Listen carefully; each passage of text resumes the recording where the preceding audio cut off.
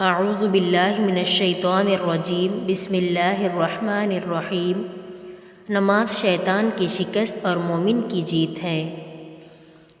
نماز وہ واحد حکم ہے جسے اللہ نے آسمان سے وحی کے ذریعے نہیں اتارا بلکہ اپنے محبوب حضرت محمد صلی اللہ علیہ وسلم کو آسمان پر بلا کر تحفے میں دیا ہے۔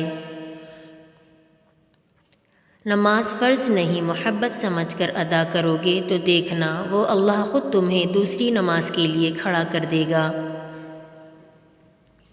یقین کرو تم نماز فجر قائم کرو، اللہ تم پر پورا دن اپنی رحمت قائم کرے گا۔ اگر تمہیں نماز سے سکون نہیں ملتا تو تم سکون سے نماز پڑھا کرو۔ نماز کبھی نہ چھوڑیں، اس لیے کہ قبروں میں لاکھوں لوگ ترس رہے ہیں کہ دوبارہ زندگی مل جائے تاکہ اللہ کے لیے ایک سجدہ کر لیں۔ اللہ ہم سب کو پابندی سے نماز پڑھنے والا بنا دے، آمین۔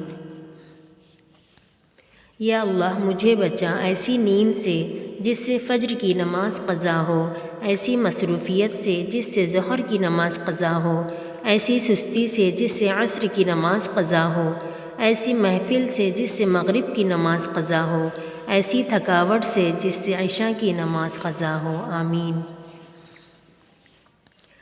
مغرب کے وقت سورج کی شعاعیں سرخ ہو جاتی ہیں، جنات اور ابلیس کی طاقت عروج پر ہوتی ہے۔ سب کام چھوڑ کر پہلے مغرب کی نماز ادا کرنی چاہیے۔ اس وقت سونے والوں کی کم اولاد ہوتی ہے یا پھر ہوتی ہی نہیں، اور اگر ہو جائے تو نافرمان ہوتی ہیں۔ اللہ کے لیے وقت نکالو اور وقت پر نماز ادا کرو، اللہ تمہاری زندگی سے برا وقت نکال دے گا۔